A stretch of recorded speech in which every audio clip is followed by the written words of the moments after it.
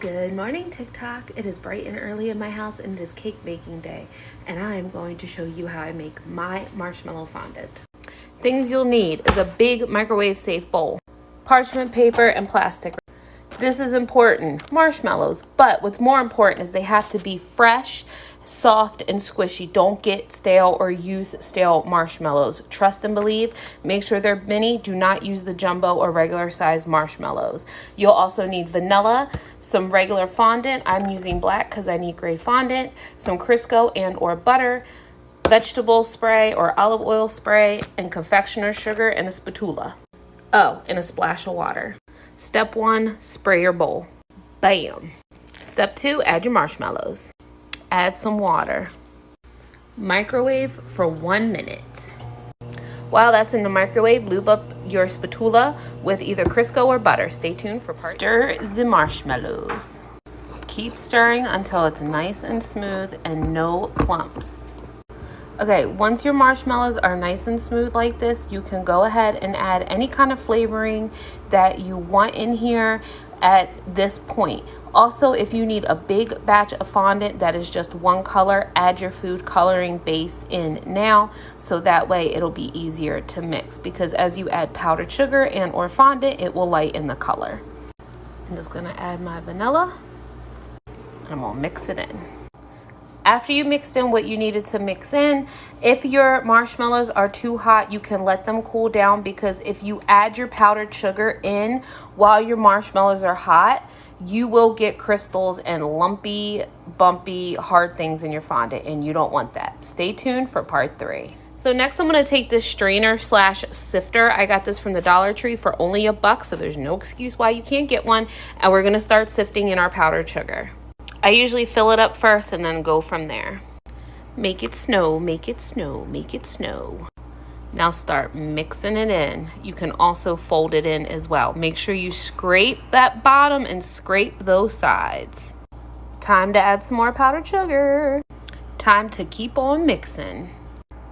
Okay, so as you see, the fondant is starting to come together. It is pulling away from the bowl a little bit, but we still need to add more powdered sugar. I don't really know how much this is, but this is about how much I put in each time I add powdered sugar.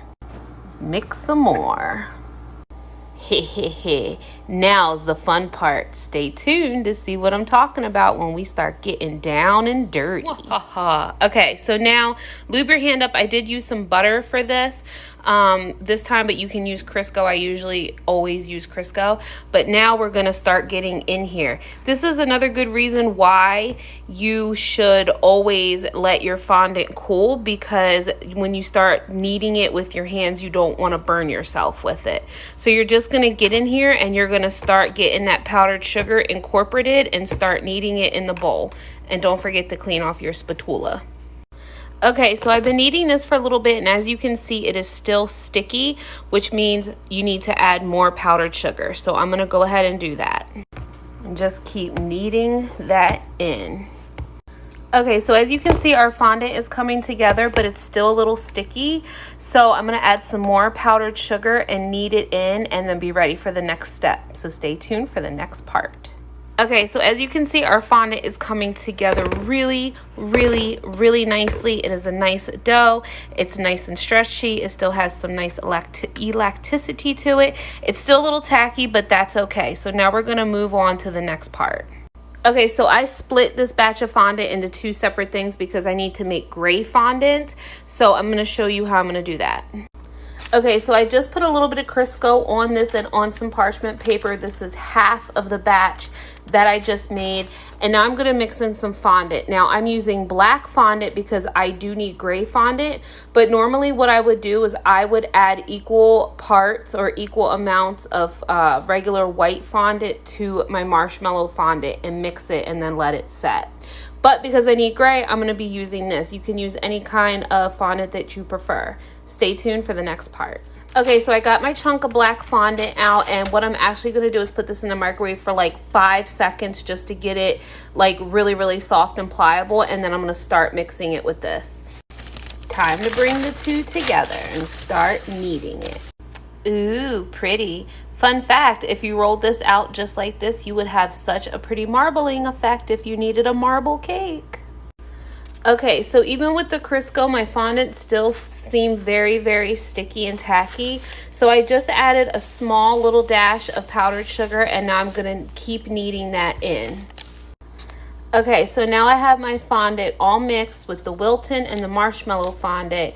So now I'm gonna take some Crisco and I'm gonna put a coat over it.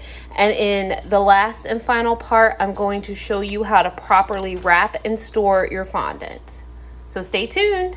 All right, so I'm gonna take my Crisco and I'm just going to put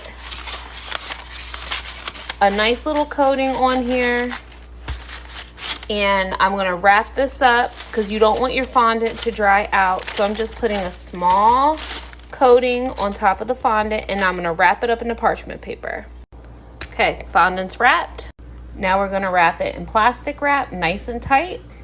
And then I'm gonna wrap it in aluminum foil. You ain't messing up my fondant, oxygen and humidity.